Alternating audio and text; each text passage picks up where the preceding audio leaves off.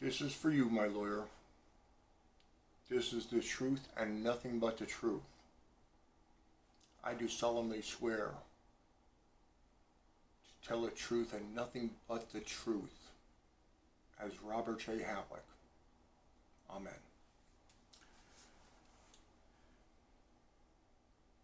My opening arguments.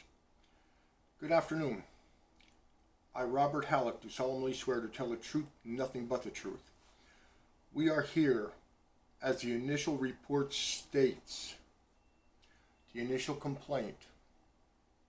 In January 2021, I, Robert J. Halleck, committed perjury, forgery, and identity theft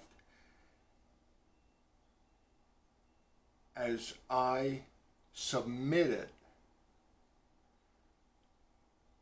a gun permit in Barack Obama's name, President. We are going to prove today that this is not possible, that paperwork is wrong, no Miranda rights were read, other people's involvement, not I, and my 51-year-old completely criminal-free history had no reason to have maliciously involved myself of this criminal behavior, because I'm no criminal.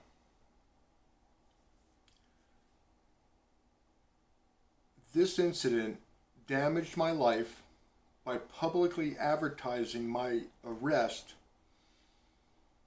and took so many steps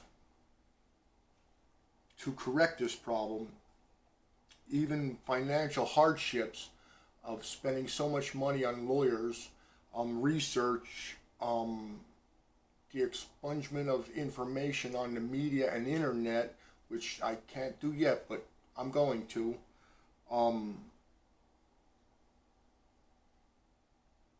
To correct this problem and prevent anything like this in the future from happening at all. This situation did not cause any damage, did not cause any financial burden, and it did not cause any hardships at all, except to me and everybody in this courtroom that has to deal with this mistake, as I will properly identify it. Charges should be dropped, dismissed, or overturned for this role, for my role model American citizen behavior, which I will prove today.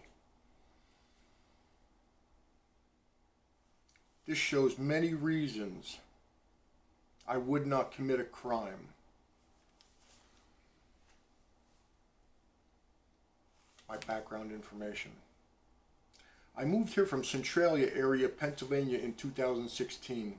That area was devastated with an underground mine fire where coal caught fire from a tunnel collapse with lanterns and timbers and caught fire underground and burned under numerous towns for 25 years, collapsing in populated sidewalks, roads, houses, businesses, catching fire to things that were collapsed in to the sinkholes filled with coal fire that looked like lava.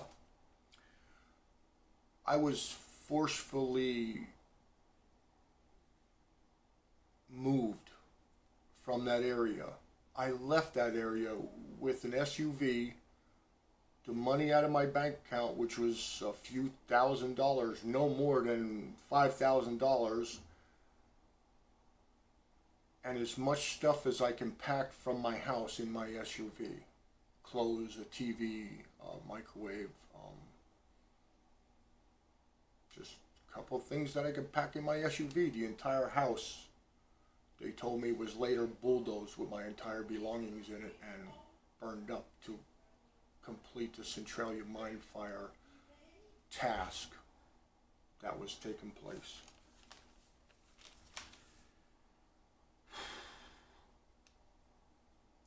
The things that I helped with over 25 years of living in that area, watching cars get melted with people in them as they drove into a sinkhole that opened up in the middle of the road. No one could get to them.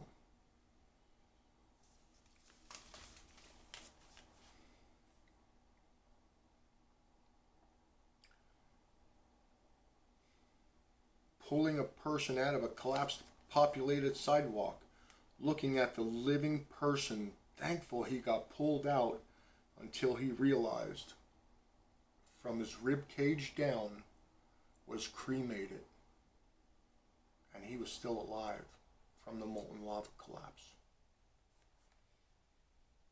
These are personal witnessings. And you can object,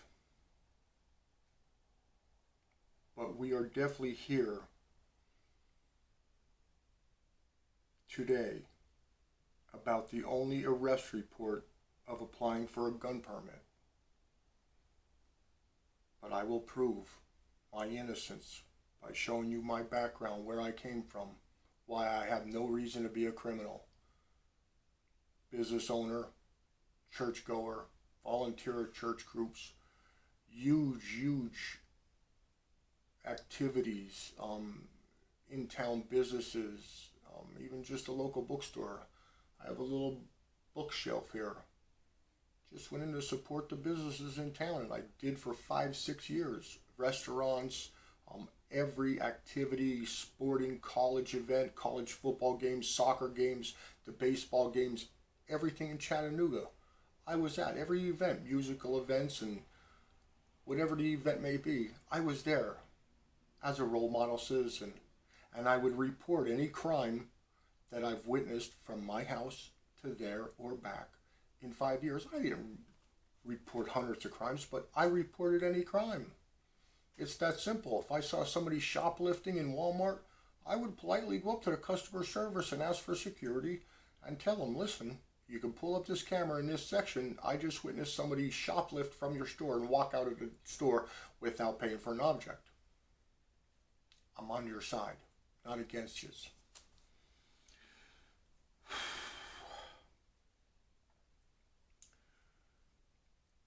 The place of Centralia mine fire, gas station explosions I've witnessed, and massive amounts of mountain fires, which I have helped fight many fires, helped many 911 calls, helped many police officers, military, other countries' services that came in and wanted to see what was happening as a global threat. Kept the peace and tried to neutralize any negative involvement of families that had to be moved or they would end up dead. Thousands of calls doing that over 25 years, tens of thousands possibly.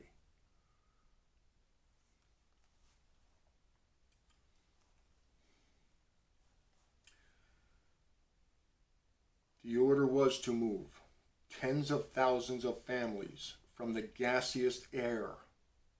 Mind you, it wasn't only the mine fire that was a threat.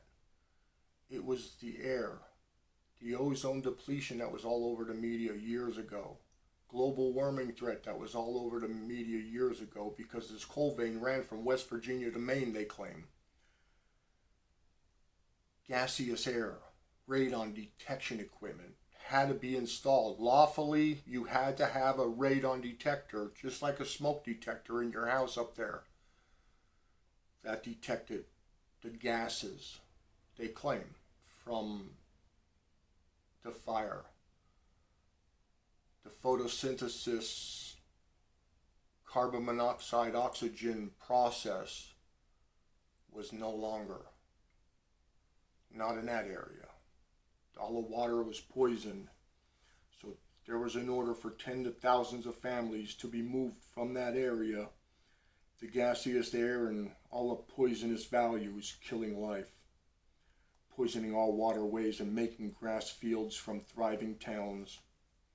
Literally taking towns out completely and turning them into a grass field, because the order was once all them towns and family and roads and everything were eliminated, and I mean everything from a town, courthouses and all them jobs that people moved, they dug trenches. The underground fire ran from West Virginia to Maine. They dug a trench here in Pennsylvania, and they dug a trench here in Pennsylvania over, I don't know what it was, maybe 50 miles span, and took every living thing out of that area, forced it out of that area so they wouldn't die, and then let the rainwater soak in them trenches, and the fire would burn up to it and burn itself out. And it is successfully out to today's date. But I lived 25 years of the misery of it. Fighting every day for a job, fighting every day for privileges. I know I have license privileges. I know I have a privilege to vote. I know I have a privilege to live in this house. I know I had a privilege to live there too. At least I thought. Until an innocent global threat disrupted tens of thousands of families and their living styles. Some ended up homeless. Some ended up dead. Some ended up for diseases that came about, black lung and things like that, after they moved. I took it personally and kept doing body cleanses and all kinds of vitamins that would keep my body blood clean and flowing. I was forced out because I had a hospital call. I couldn't see my vision right. There was a lot of health issues at some point.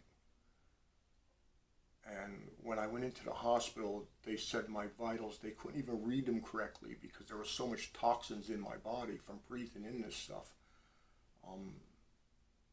They had no choice but to make sure I moved somewhere else.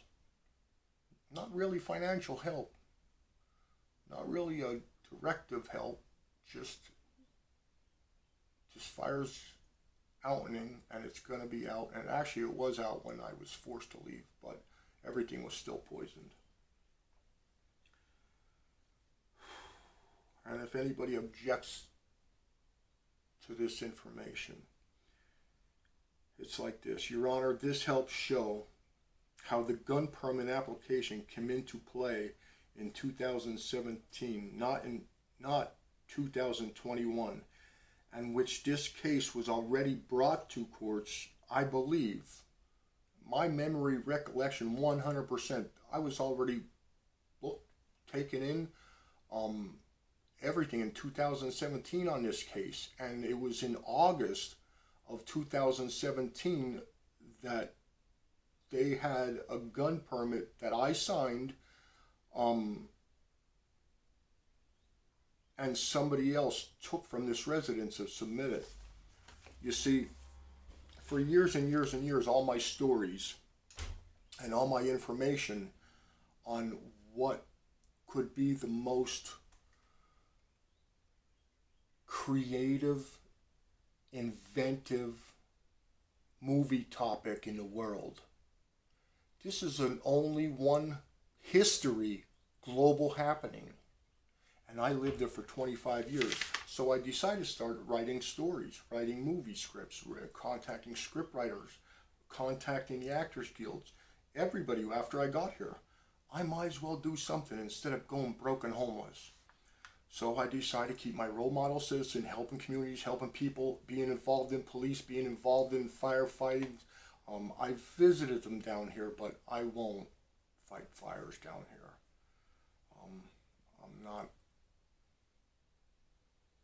I won't fight fires down here. Things like this. I joined some places that if you could see, what it is it's a script.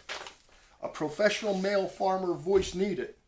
your pre-script request audition. Set up a camera, set up a green screen, black screen, white screen. I got some lighting hoods here, you know, them umbrellas that they put out, you know, for movie stars. I got all that here as a studio props. And I got thousands of them. This one is making a medical guy talking about medical doctors, and I write them big. I write it very big, and then I'll tape it to the camera so that I can read it and still look at the camera, just like a prompter. Earth Day. I did 4 auditions for Earth Day. Reuse, reduce, and recycle. That I wrote my own. They asked for your own information, which actually there's topics that you can go by. This one, I actually started my own business, and I'm very proud of it. It's coming. It's not very successful yet, but it's coming.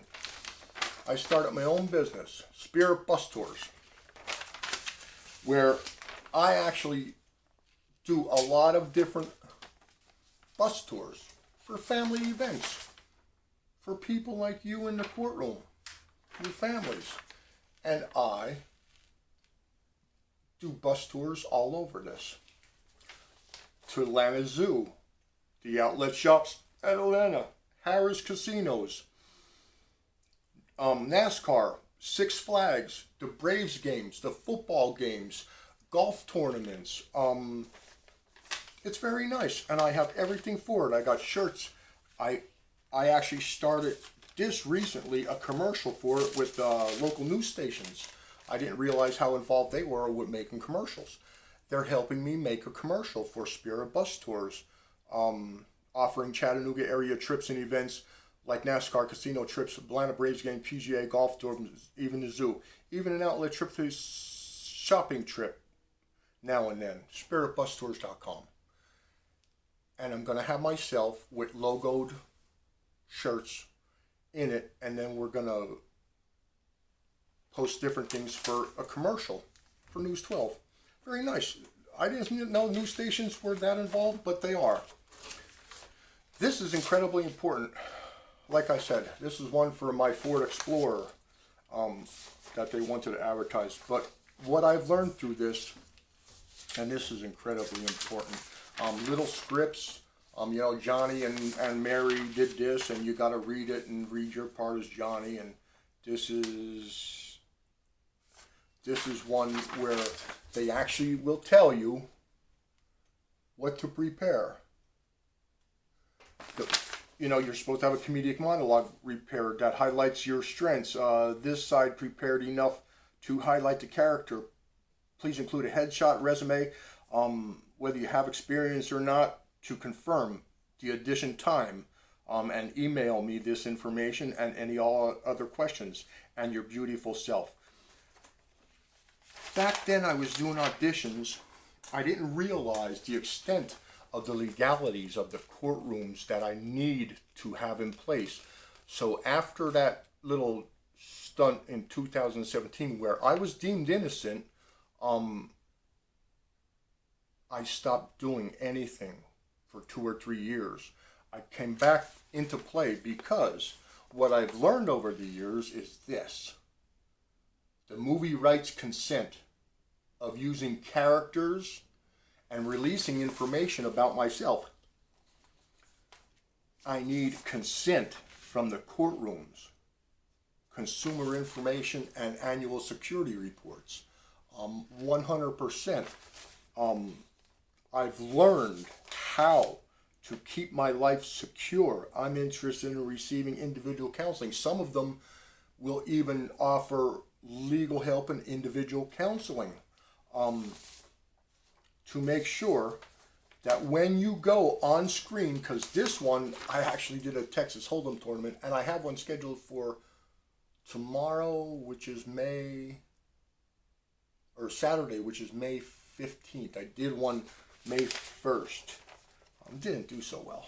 I'm not a gambler per se or a card shark or anything like that. I just enjoy the scenes and entertainment. But I do not do publicity stunts. I do not go against the government. I do not go against the court systems, law enforcement, or fire police, or anybody else. I learned how to properly get consent and release forms, using an alias name or using a character representation. Back then, I applied for a couple things. One of the things that I applied for, just like this, exactly like this, and I don't have it because it was back in 2017. I don't even have that form or whatever they're talking about, was a gun permit, which is a real sad case because my lawyer there has a copy of my gun information. In 2020, November, I was cleared with all the extensive background checks to get an armed guard security license, which requires you to go through schooling and have their certificates from proper training and self-defense schooling, weapons training. They have all kinds of things, baton training, what's the stun gun training, where they take you out in the shooting range and you have to shoot all kinds of different things, not just stand there and shoot. You got to physically be like an assault guy and 100% take a lot of different positions, time shots, how many shoots you can, how many good shoots you have, some training to do that. And I passed, which doesn't make sense. Why they would have cleared me, and I've had no criminal intent at all, and it goes through the Tennessee Bureau of Investigations and the Federal Bureau of Investigations, which I was in contact with and sent them information on a lot of things. Everything, like what type of music do I listen to, and my family involvement and community involvement, and and I had to have physical proof for some of that to get that. So they really did clear me from the past all the way up to November 2020. Then all of a sudden somebody said I sent a gun permit in as President Barack Obama in January 2021, a gun permit. I already have one. Anyway, back in 2017, I filled out one of these. It called for an authoritative voice with applying for a presidential job. It could be president of anything. And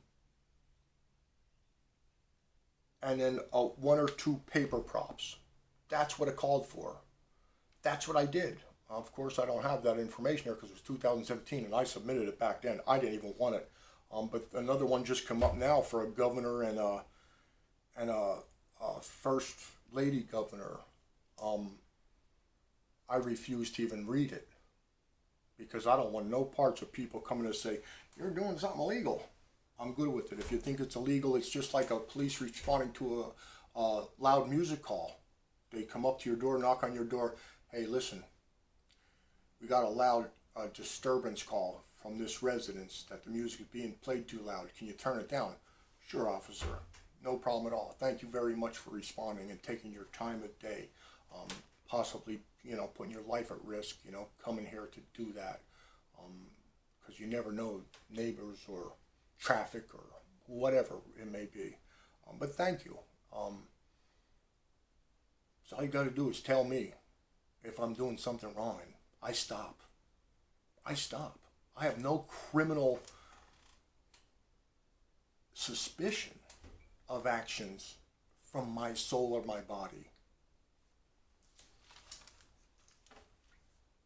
And I have no idea how somebody got that other than after a while, like I got a whole bunch of this paperwork, all of the stories and the props and the information. After a while, when they come off, and it shows on these sites that I'm on, that certain actors guilds, support, that this expired, that expired. Well, then once they expire, I'll take this whole stack of paperwork, I'll throw it in the garbage. I'll put it in a pizza box and throw it on top of my garbage bag and take it down and throw it in the garbage can. Suspicions, somebody saw some of that paperwork, found it quite interesting, and submitted it back in 2017. I have no idea how it came back up, other than trying to alert situations of something, whatever the alert may have been, good or bad. I have no criminal history, none, and I don't want one. My goal is, I'll get to that in a minute.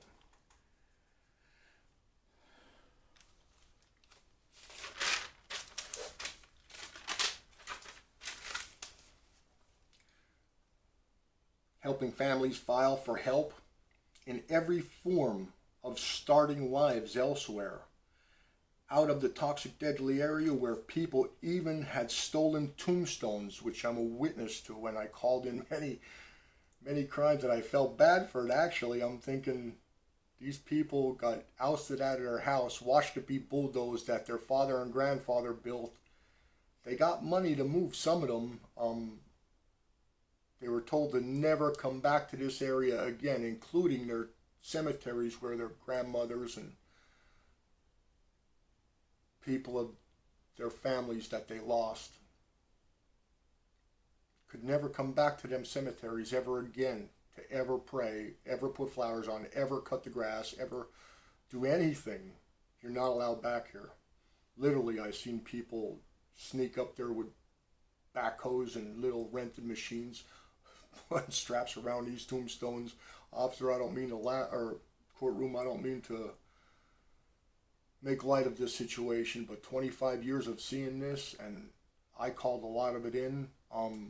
Literally, these people put a tombstone, picked it up with straps, put it in the back of a little Chevy Nova, 2-door car. The tombstone weighed as much as the car. I don't know if you know anything about weight classifications. I'm a CDL driver for 25, 30 years.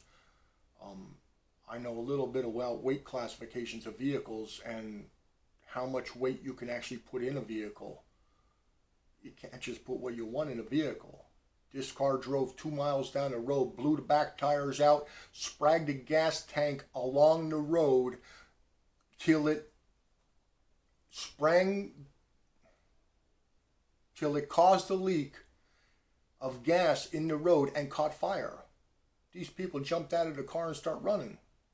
Well, the fire caught up to the car and burned it up. Tombstone and all. These people thought they were in hell, and stuff like that makes you think. You know what I mean? Like, they were just being